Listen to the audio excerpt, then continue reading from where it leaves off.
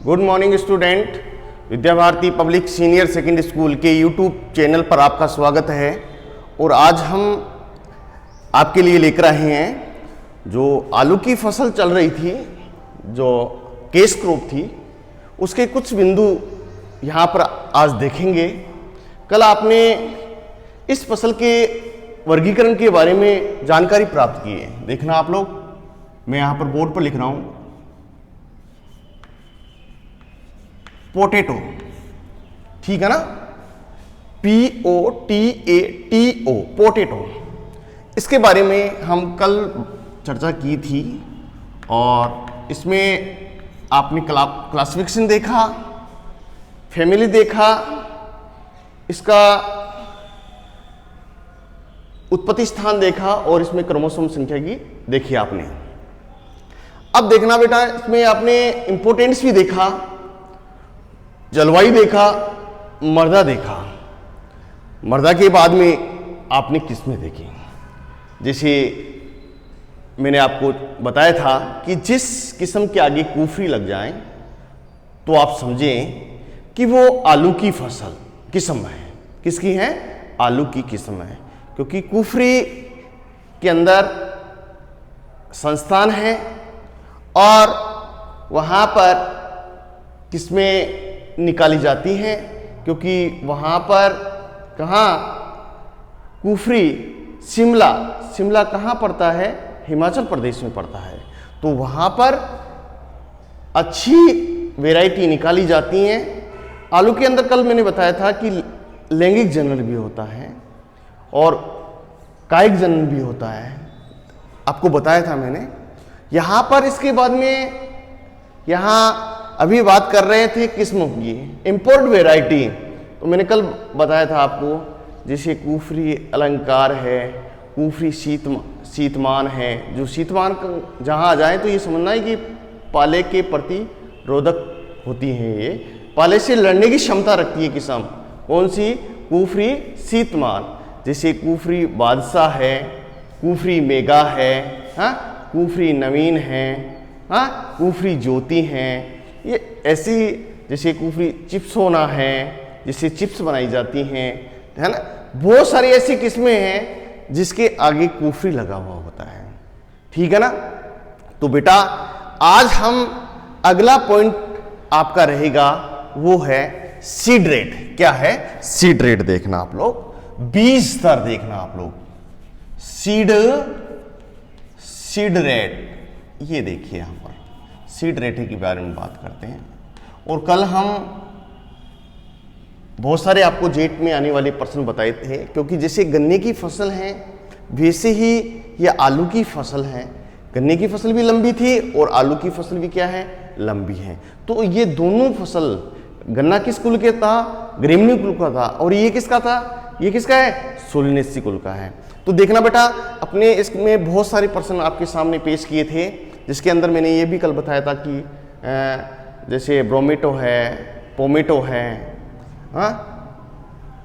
कभी कभार आपसे खेत के अंदर किसान ऐसा कार्य करवाता है तो इसके अंदर मैंने आपको यहाँ बोर्ड पर भी चित्र के द्वारा बताया था, इसमें करने के लिए कोई भेद नहीं है। जिस प्रकार से चीरा लगाया जाता है उसी प्रकार से उससे, जैसे टमाटर का हो या ब्रिंजल का हो, तो उसको यहाँ से कलम टाइप में बना लेते हैं और उसके अंदर फंसा देते हैं, ठीक है ना, और उसको बेंडिंग कर देते हैं। कुछ समय बाद में उसमें पौधा सक्सेस हो जाता है और फल प्राप्त होना शुरू हो जाते हैं, ठीक है।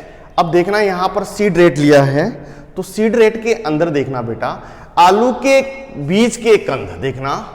आलू के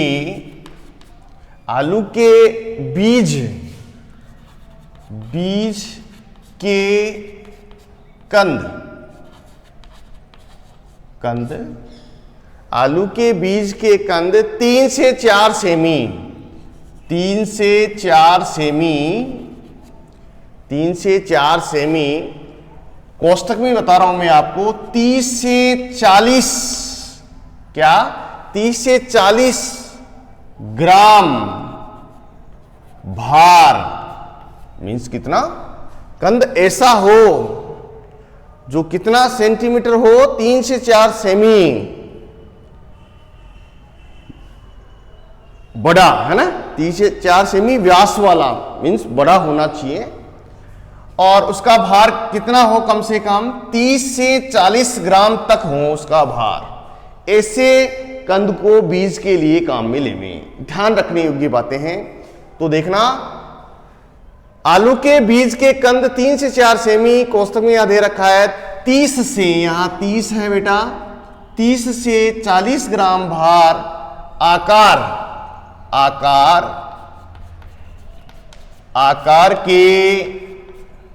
आकार के 25 से 30 क्विंटल प्रति हेक्टेयर कंद काम में लिए जाते हैं। मीन्स यहां पर देखना बेटा, जो मोटे आकार के यहां बीज हैं या कंद हैं, वो है लेते हैं हम 25 से 30 क्विंटल प्रति हेक्टेयर। यहां पर बताया है सीड रेट के अंदर, क्या बताया है कि आलू के बीज के कंद कितने लेने हैं, 25 से 30 क्विंटल प्रति हेक्टेयर। कैसे, 3 से 4 सेमी व्यास के आकार वाले, और भार कितना हो, 30 से 40 ग्राम तक भार होना चाहिए उनका। ठीक है ना। और देखना बेटा, यहां पर अगला, यहां पर इसकी सीड रेट है छोटे आकार। देखना, यदि कंद छोटे आकार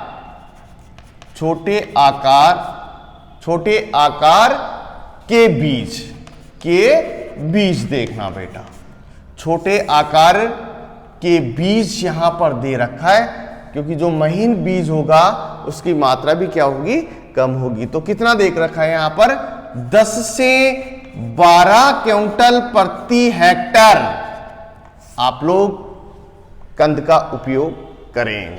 ठीक है बेटा। इसके बाद में देखना बेटा, यहां पर मैं जो अपना अगला है टॉपिक, सीड ट्रीटमेंट। क्या है, सीड ट्रीटमेंट।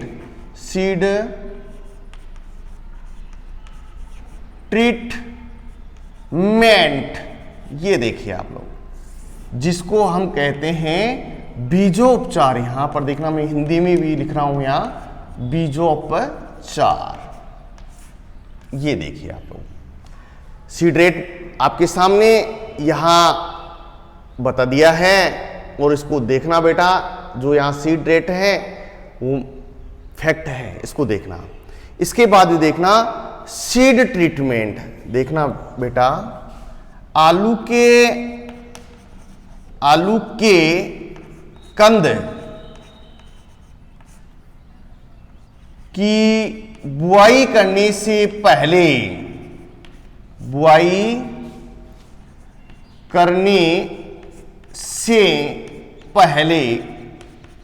पहले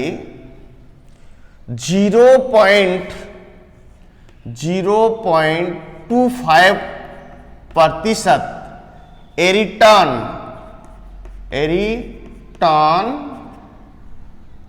एरीटॉन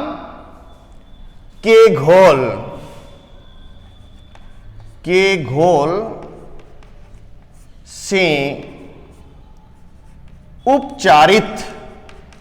उपचारित करें। ये देखिए बेटा, बीजोपचार में यहां पर बताया है आपको कि आलू के कंद की बुआई करने से पहले 0.25% एरीटॉन के घोल से उपचारित करें। इसके बाद में देखना बेटा, कभी कभार देखना बेटा, जैसे हम आलू के कंद की खुदाई करते हैं और उसके तुरंत बाद में उसकी बुआई करते हैं, तो वो आलू जर्मिनेट नहीं होता है, वो आलू अंकुरित नहीं होता है। जो आलू का कंद है वो क्या, जर्मिनेट नहीं होता है, क्योंकि उस अवस्था में वो क्या होता है, उस समय क्या होता है, वो सुषुप्त अवस्था में रहता है। तो उसकी 3-4 माह बाद में हम क्या करते हैं, सुषुप्त अवस्था तोड़ते हैं। इसके लिए हम क्या करते हैं, थायोयूरिया है, जिब्रेलिन्स है, और पोटेशियम थायोसाइनेट है।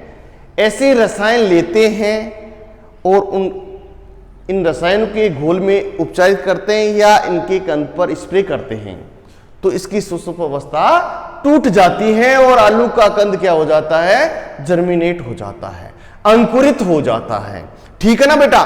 तो आप लोग ये बातें ध्यान रखें कि अगर आपसे कोई पूछता है कि आलू के कंद की तुरंत खुदाई करने के बाद बुआई करते हैं तो जर्मिनेट क्यों नहीं होता है, क्योंकि इस अवस्था में वो क्या होता है, आराम की अवस्था में होता है, और जब आराम की अवस्था में होता है तो वो क्या नहीं होता है, जर्मिनेट नहीं होता है। आप लोगों को ऐसे कंद का चुनाव करना है जिस कंद पर कम से कम 3-4 आंखें उपस्थित हों। ऐसे कंद को आप लोग बुआई के लिए काम में लेवें। और साथ में मैंने आपको यहां बताया भी है कि उस कंद का भार कम से कम 30 से 40 ग्राम तक हो। ठीक है ना। इसके देखना यहां पर दूसरे नंबर पर बताया आलू, यहां पर देखना, इसको देखना, एक और ले लो, अथवा, देखना अथवे में देखना ओआर, ओआर को क्या कहते हैं, अथवा। ठीक है। अथवा क्या 3%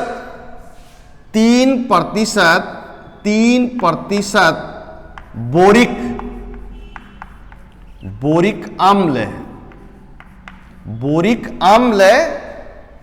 के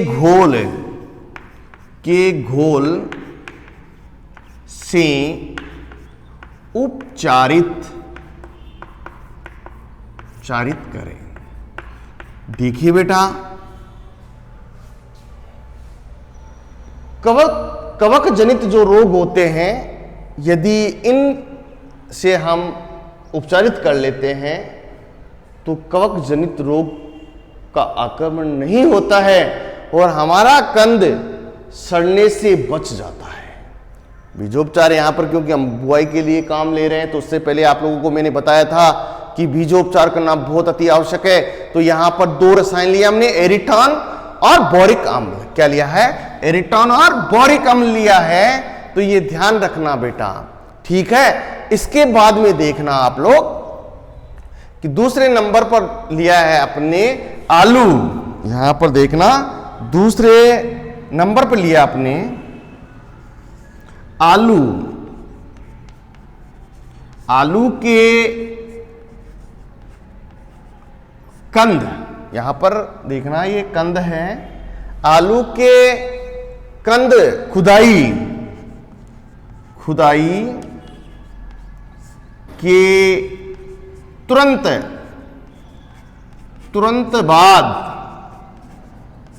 बाद आलू के कंद की खुदाई के तुरंत बाद, ऐसे भी कर सकते हैं, यहां पर ये भी सही है। आलू के कंद खुदाई के तुरंत बाद बोने पर 3 से 4 माह तक सुषुप्ता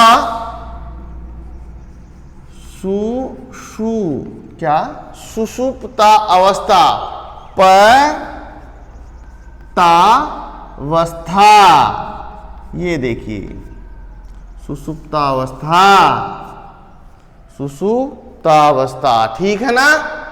अवस्था में रहने के कारण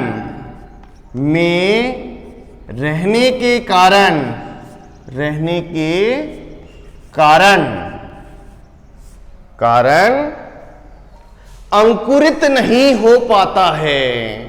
क्या होता है, अंकुरित नहीं हो पाता है।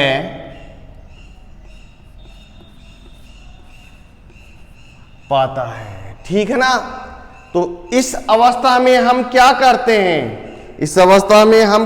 हैं, बेटा देखना, यहां पर मैं बता रहा हूं। इस अवस्था में यदि आलू 3 से 4 माह तक सुषुप्त अवस्था में रहता है तो इस अवस्था में क्या करते हैं हम, तो देखना कंदों की सुषुप्त अवस्था, कंदों की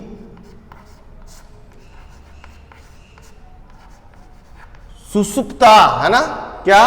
कंधों की सुषुप्ता, सुषुप्ता, कंधों की सुषुप्ता दूर करने के लिए यह है अवस्था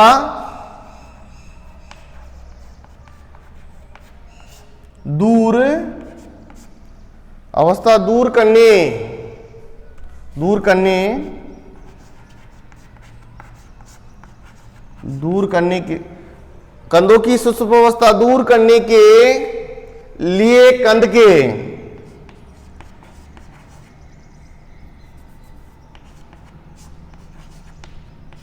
कंध के, कंध के टुकड़ों को, टुकड़ों को 1% या 1% थायोयूरिया, क्या? थायोयूरिया, थायोयूरिया का घोल बनाकर छिड़काव करें। थायोयूरिया या जिब्रेलिन, जिब्रेलिन, जिब्रेलिन, आप लोग छोटी लिख लीजिए मात्रा, जिब्रेलिन, जिब्रेलिन और या पोटेशियम, अभी बताया था मैंने, पोटेशियम,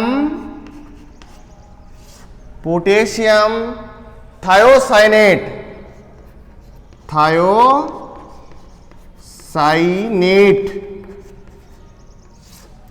के घोल से, मीन्स मैं अभी बता रहा हूं कितना, अभी बताना थायोयूरिया कितना लेना है, 1 kg, 1 kg thiourea, thiourea 10 litre, यहां पर 10 लीटर है, 10 लीटर, 1 kg थायोयूरिया 10 लीटर पानी में घोलकर, घोलकर 10 क्विंटल, कितना? 10 क्विंटल आलू, आलू के कंदों को उपचारित, 10 क्विंटल आलू के कंदों को उपचारित करने के लिए पर्याप्त, है ना, के लिए उपचारित करने के लिए पर्याप्त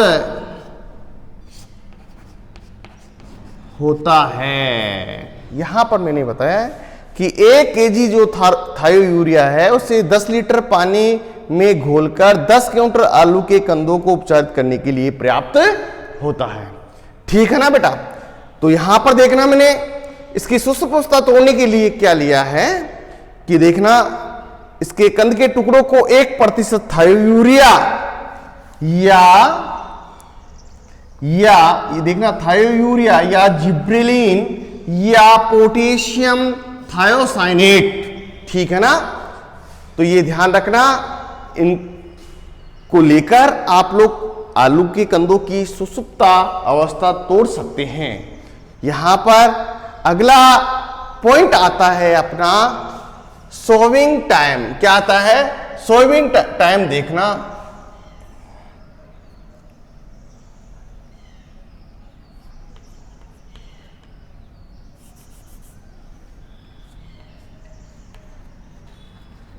टाइम ऑफ सॉविंग,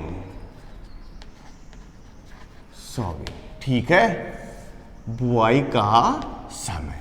ठीक है बेटा, यहां पर बुआई का जो समय है वो बहुत इंपॉर्टेंट होता है कि आलू की बुआई कब करें, आलू की बुआई कब करें, तो ये ध्यान रखने योग्य बातें हैं। तो देखना बेटा, आलू की बुआई करने का जो उचित समय है वो मैं आपको बताऊंगा। तो देखिए यहां पर इसकी जो अगेती बुआई है, अगेती बुआई नंबर 1 डालिए आप लोग, अगेती बुआई देखना आप लोग, अगेती बुआई,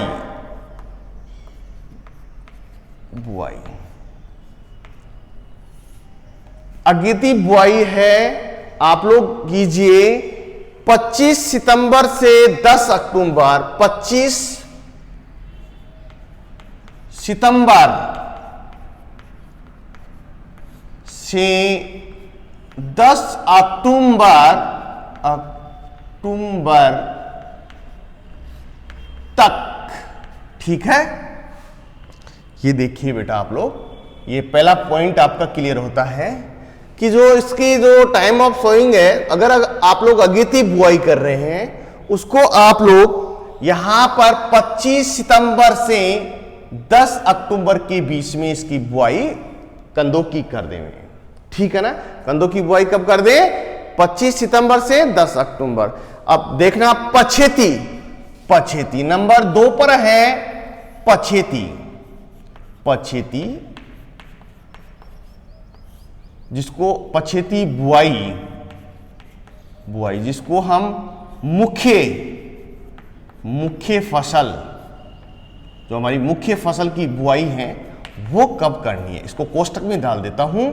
इसको कहते हैं मुख्य फसल, जो अपन बुआई करते हैं उसकी बात कर रहे हैं हम। ठीक है बेटा, जो सभी किसान, आम किसान बुआई करते हैं वो इसकी बुआई कब करते हैं? तो देखना 15 अक्टूबर से 30 अक्टूबर, 15 अक्टूबर से 15 अक्टूबर से 30 अक्टूबर, अक्टूबर, ये देखिए अक्टूबर तक। ठीक है बेटा, 15 अक्टूबर से 30 अक्टूबर तक इसकी बुआई कर देंगे। अब देखना है हमारे पूर्वी भारत में, पूर्वी भारत में देखना बेटा कब बुआई करते हैं? पूर्वी भारत, यहां पर अगेती और पछेती दोनों की बुआई कंप्लीट हो गई है, लेकिन हमारे पूर्वी भारत में बुआई कब करते हैं? पूर्वी भारत में देखिए यहां पर पूर्वी भारत में बुआई कब करते हैं यह भी अपन को पता होना चाहिए। तो देखना मध्य अक्टूबर से जनवरी तक, 15 अक्टूबर, मध्य का मतलब क्या होता है? 15 अक्टूबर से कब? 15 अक्टूबर से जनवरी तक आप लोग बुआई कर सकते हैं। अक्टूबर, नवंबर, दिसंबर, जनवरी, देखना 3 महीने का यहां पर गैप लग रहा है, से जनवरी तक आप लोग बुआई कर सकते हैं। ठीक है, कितना लंबे दिया है इसको। इसके बाद में देखना पहाड़ी क्षेत्रों में, जहां पहाड़ी क्षेत्र होता है वहां पर पहाड़ी क्षेत्रों में बुआई, ये देखिए बेटा पहाड़ी क्षेत्रों में यहां पर बुआई बता रहा हूं आपको। तो पहाड़ी क्षेत्रों में बुआई कब करनी है? यहां पर देखिए फरवरी माह में बुआई की जाती है। देखना फरवरी माह में बुआई करें। इसके बाद में देखना उच्च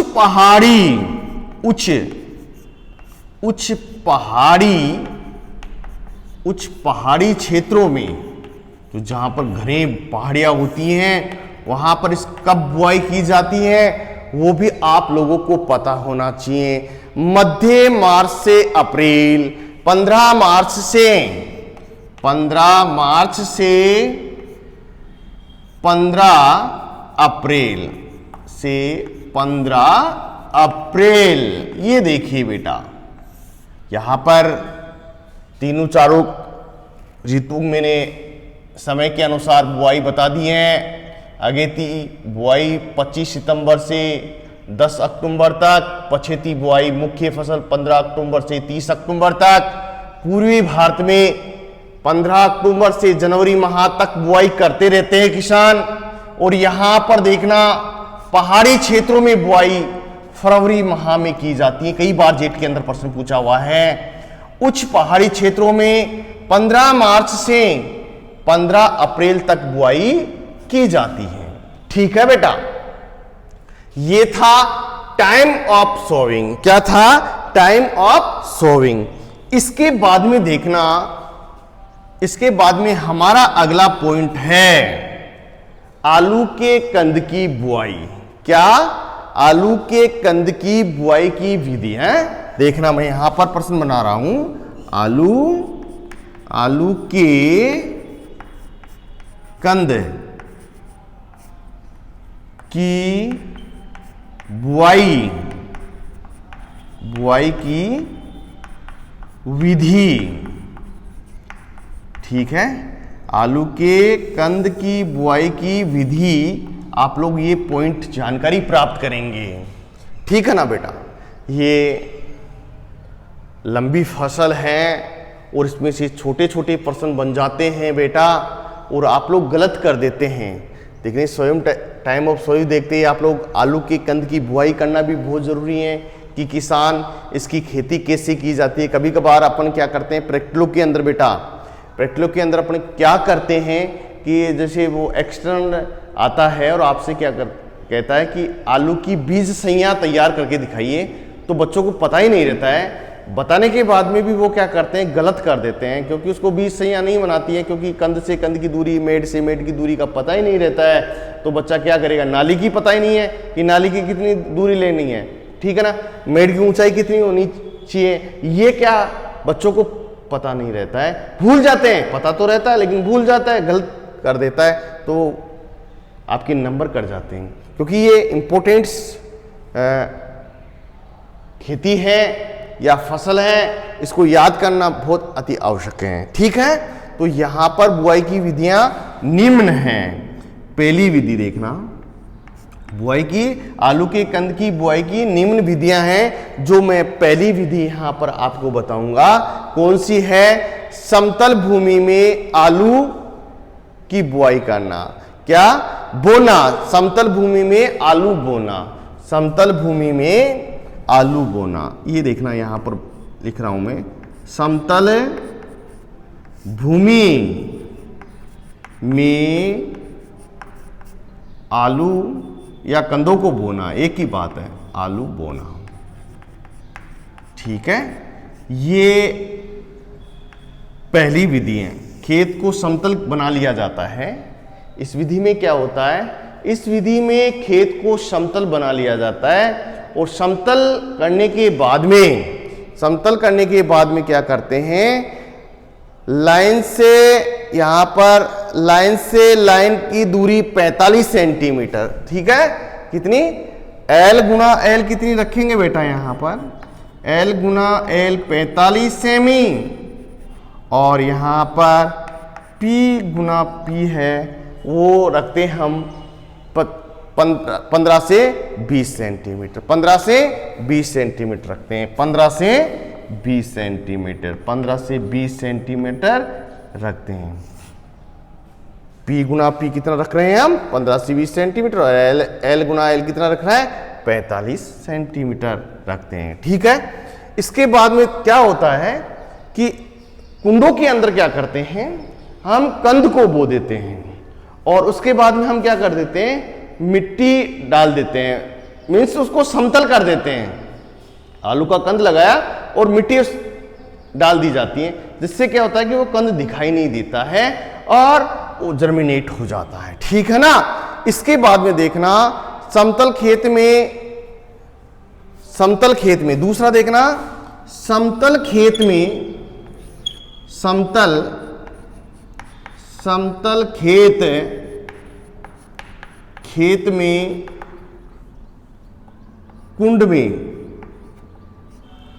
कुंड में कंद की बुआई करना, बुआई या बोना, बुआई करना। ठीक है, ये हमारा समतल खेत में कुंड में कंद की बुआई करना या आलू की बुआई करना। ठीक है ना, ये दूसरा पॉइंट है।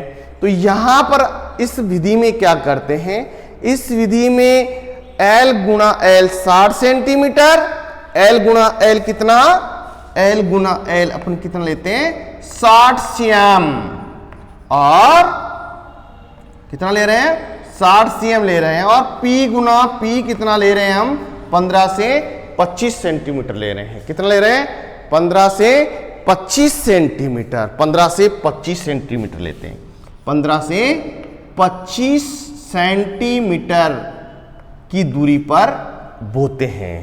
कंद को कितने बोते हैं, कंद से कंद की दूरी कितनी रख गई 15 से 25 सेंटीमीटर, और लाइन से लाइन की दूरी कितनी हो गई 60 सेंटीमीटर। इसी में भी वही बात है, इसमें भी वही बात है। फिर उसके बाद में क्या करते हैं, कुंड के अंदर क्या कर देते हैं, मिट्टी डाल देते हैं और उसको समतल करके सिंचित कर देते हैं। ठीक है, इसके बाद में तीसरा बिंदु है, क्या है, मेड़ों पर आलू की बुआई करना। मेड़ों पर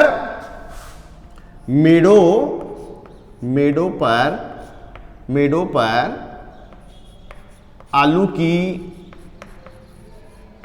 की बुआई करना। ठीक है बेटा, इसमें क्या होता है, मेड़ का मतलब होता है डोली।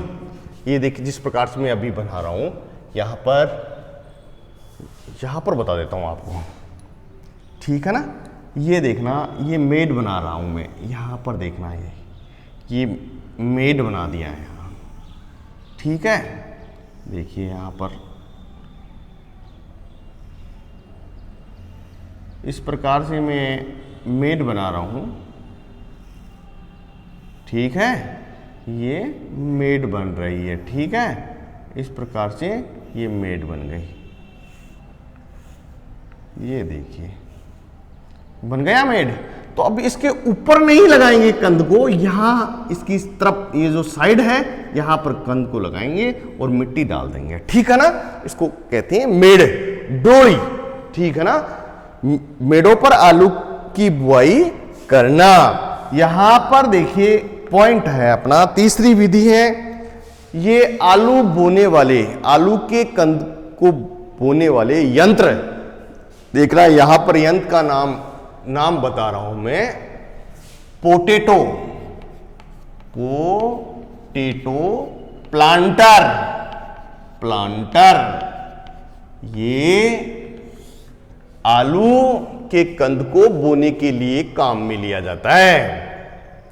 अब इसमें क्या करते हैं बेटा, इस पोटैटो प्लांटर को चलाते हैं तो इसके अंदर क्या करता है, एक आदमी तो क्या करता है, कुंड बनाता है, और एक क्या करता है कि कुंड के अंदर आलू डालता है। उसके बाद में क्या करता है कि आलू डालने के बाद में मिट्टी डालकर, वो आदमी क्या करेगा, कंद पर मिट्टी डालता है, तब तक ये प्लांटर क्या करता है कि आगे कुंड बना देता है। ये प्लांटर क्या करते हैं, आगे कुंड बना देते हैं। इस प्रकार से इसकी बुआई का कार्यक्रम चलता रहता है और इसके कंद की बुआई कर देते हैं, ठीक है ना। तो यहां पर देखना, मैं इसमें मेड़ों पर आलू की बुआई, तो इस यंत्र जो पोटैटो प्लांटर है, इस यंत्र से अपन क्या करते हैं 20 से 25 सेंटीमीटर, 20 से यंत्र से 20 से 25 सेंटीमीटर, 25 सेंटीमीटर, ठीक है, 20 से 25 सेंटीमीटर की दूरी पर 8 से 10 सेमी गहरी, 8 से 10 सेमी गहराई पर कंद को बो दिया जाता है, कंद को बो दिया जाता है, कंद को बो दिया जाता है, बो दिया जाता है, ठीक है बेटा। और मेड़ों की ऊंचाई कितनी रखते हैं, देखना, मेड़ों की ऊंचाई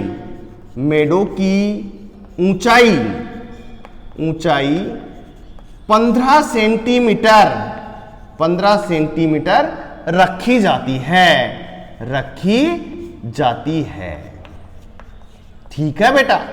ये देखना, पहली विधि क्या थी, समतल भूमि में आलू को बोना, दूसरी है समतल खेत में कुंड में कंद की बुआई करना, और तीसरा है मेड़ों पर आलू की बुआई करना। और इसके बाद में अगला बिंदु है अपना चौथा नंबर की जो विधि है, पोटैटो प्लांटर से बुआई करना। ये चौथी यहां पर मैं बता रहा हूं, पोटैटो पोटैटो प्लांटर,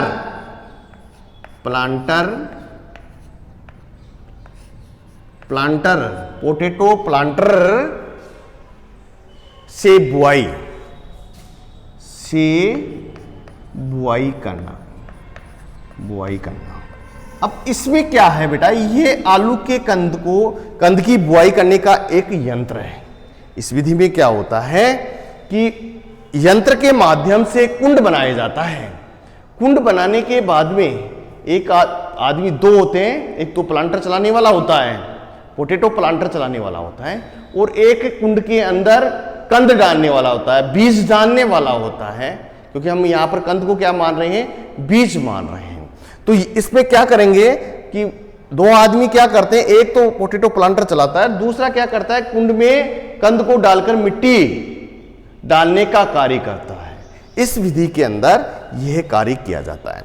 तो देखना बेटा, मैंने आपको आलू के कुछ बिंदु थे, उसको मैंने आपके सामने यहां पेश किया है, इसको देखना।